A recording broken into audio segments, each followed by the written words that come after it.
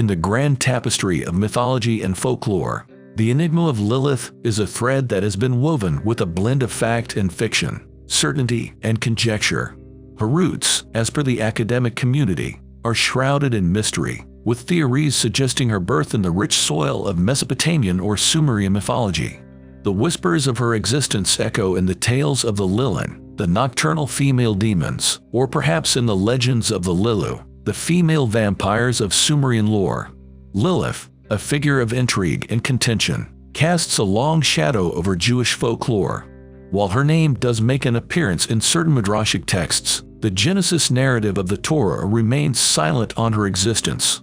This silence has sparked a multitude of debates among Jewish scholars, feminists, and intellectuals, turning her symbolism and history into a battlefield of interpretations.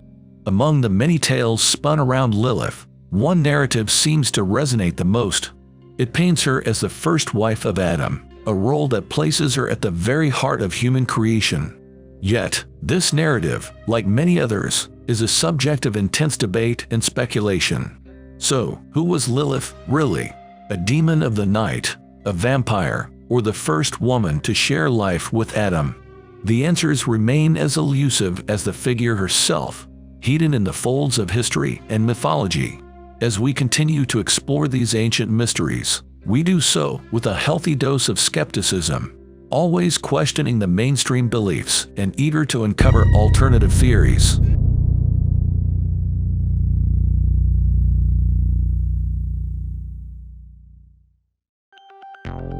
Existence of Lilith outside Jewish folklore.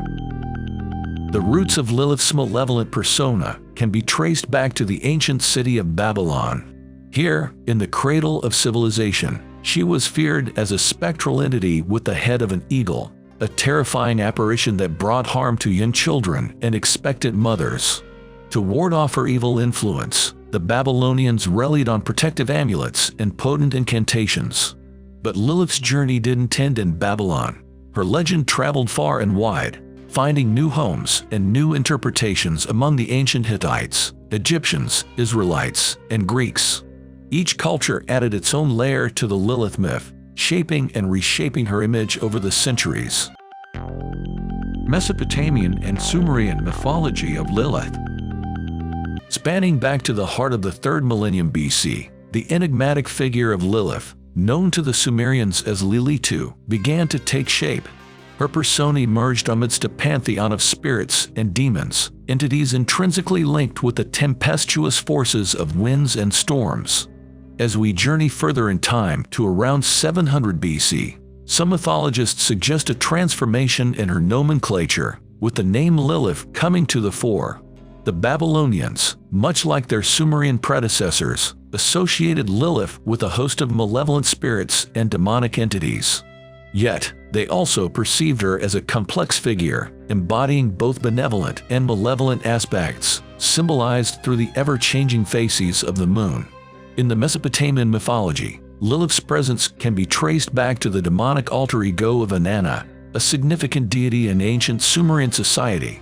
Known as Lilith or Lilith around the 6th century BC, this entity was a stark contrast to Inanna, the patroness of reproduction and sex, who held sway over women's sexuality. Academics propose that the demons Lilith, Ardit Lili, and Erdikug were the dark reflections of Inanna's roles. It is from these ancient texts that our modern understanding of Lilith as a dangerous succubus has evolved.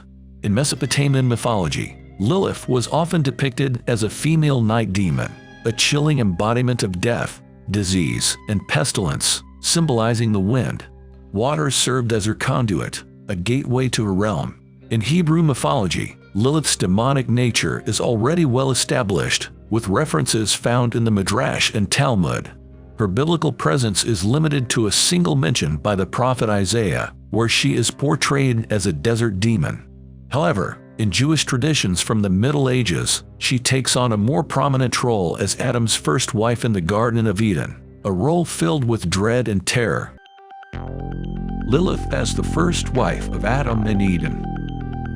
The intriguing figure of Lilith doesn't make her entrance into the original creation narrative until the alphabet of Ben Sira, a text dating from around 800 to 900 AD. despite her name appearing 4 times in the Babylonian Talmud. In this medieval text, Ben Sira introduces Lilith as Adam's first wife and provides an in-depth account of her existence. If we delve into the creation story, it appears there are 2 separate accounts of how the first man and woman came into being. In Genesis 1, it's stated that God created both man and woman simultaneously. So God created mankind in his own image. In the image of God he created them. Male and female he created them. Gen 1:27. However, Genesis 2 tells a different story.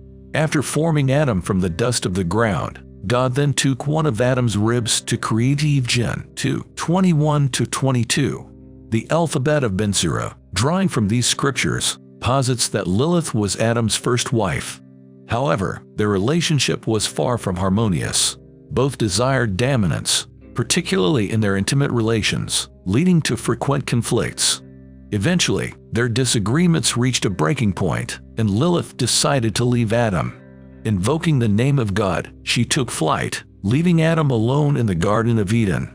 When Lilith refused to return voluntarily, and following Adam's plea to God about his departed wife, God sent 3 angels, Senwa, Sensenoi, and Samongelith, to find her. They were instructed to bring her back by force if necessary. However, when they found her at the Red Sea, they were unable to convince her to return. In the end, a peculiar agreement was reached. Lilith promised not to harm newborns if they were protected by an amulet bearing the names of the 3 angels. Queen of Hell. In the aftermath of the angelic rebellion and Lilith's decisive severance from heaven and humankind, she found solace in the arms of Samael, now known as Satan. Their union, consummated in the seclusion of a cave, resulted in the birth of the first generation of demonic progeny, the Lilin. In retaliation, God cast Satan deeper into the abyss, where his physical form was bound in chains while his true essence wandered the periphery of the ninth circle. In line with their earlier warning, the 3 angels exacted a cruel punishment on Lilith, slaughtering her offspring. With Satan imprisoned, Lilith turned to Asmodeus, spawning more demonic children and sowing seeds of chaos wherever she went. Asmodeus became Lilith's consort, and their union gave rise to the Asmodai, a second wave of the Lilin horde. Under Lilith's stern and often ruthless guidance, these offspring were raised and trained for the battles to come. Lilith's influence and power grew exponentially when she ascended to the position of the first, and perhaps only, demon queen and the empress of Inferno through her marriage to Lucifer, who had declared himself the emperor of hell. This alliance bore fruit in the form of Mendes, the potential successor to the infernal throne. In addition to her other responsibilities, Lilith nurtured Mendes, grooming him to become a formidable ruler and lavishing him with affection, even though Lucifer harbored no particular fondness for his son. Mother of Monsters. Following her expulsion from both the Garden of Eden and heaven, Lilith ventured into the primeval earth, encountering its myriad ancient creatures. Inspired by her creation of the demons that now inhabit hell, she decided to craft terrestrial monsters of her own. Some texts even credit her as the progenitor of all vampires or beasts, bestowing upon her the titles of the first vampire and the mother of monsters. This reputation is largely due to her creation of the Torah, considered the inaugural vampires in historical lore. The Torah wreaked havoc across the prehistoric earth, their reign of terror immortalized in ancient Mesopotamian pottery. In a vengeful act against heaven, Lilith also unleashed a wave of fear targeting women in childbirth, newborn infants, especially males, and solitary men. This led to a bitter rivalry with Layla, the archangel of the night and guardian of children. Another rendition of the tale, as narrated in the Midrash Abkir, suggests that following Cain's act of murder, which introduced death into the world, Adam distanced himself from Eve and fasted for 130 years. Upon seeing Adam, Lilith seized him, using his own sin against him, and bore him numerous demonic spirits known to torment mankind. This narrative was later associated with Nama, a sister of Lilith, who gave birth to the Nishim, entities that aided their mother in seducing the Watchers. Consequently, Lilith came to symbolize lust, leading men astray, and was portrayed as a child-slaying witch, strangling helpless newborns. The colorful and widely interpreted image of Lilith does not cease to occupy millions of people around the world today. Today she is even accepted as a symbol of feminist organizations. In others, she still inspires fear and terror. Undoubtedly, we should look for the hidden messages behind this so complex image, which can be examined from countless perspectives. Let us know in a comment your opinion on the subject. Would you like us to continue examining the complex image of Lilith from other perspectives? Give your suggestions for topics in the comments.